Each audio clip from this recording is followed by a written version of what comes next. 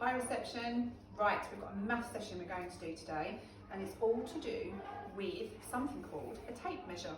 Okay, now a tape measure can actually measure lots of different things, and it's a way of working out how long something is or how short something is. Okay, so if you've got a tape measure at home, brilliant, you can use that for your task today.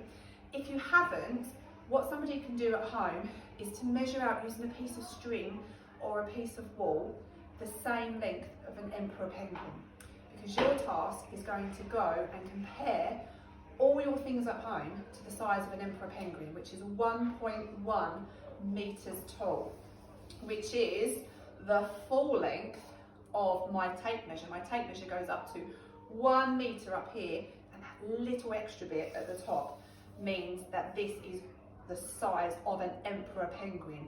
Look at that, look how big it is. Okay, they don't look that big on the screen, do they? So I'm going to show you how you're going to measure against some different things, but make a prediction first. Okay, right, now I have my own penguin here for my igloo. Have a look at it. Do you think that this is bigger or smaller than an emperor penguin? Have you decided? Okay, so I'm going to measure. Here's our penguin. Going to start with our tape measure at 0 at the bottom. Look. 54 centimetres. We've got all of this left. Okay, so this penguin is smaller than an emperor penguin. Okay, let's try something else. How about my book? I have a book here, The Snowman. What do you think? Do you think this is smaller or bigger than an emperor penguin? Okay, let's measure. Ready? So we need to start on 0. Let's get 0 right at the end. Let's measure. Oh, well, we've got all of this left. 28 centimetres. This was definitely smaller, wasn't it? Okay. Another prediction. Oh, our big television. What do we think about that one? Bigger or smaller? Have you decided? Okay, let's have a test. What number do we start on? 0. Okay, there's my 0 here. Right at the bottom. Ooh. Look! The television is bigger than an emperor penguin.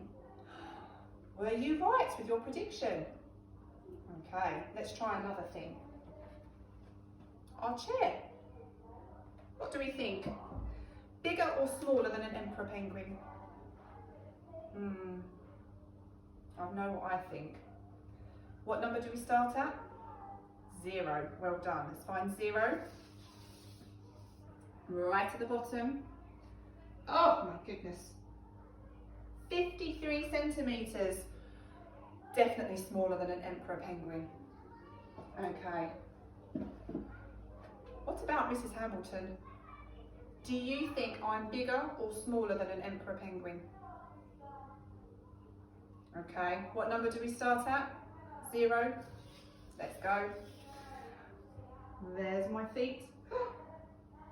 And if I stand up tall, definitely bigger than an emperor penguin. But what about you? Do you think you're bigger or smaller than an emperor penguin?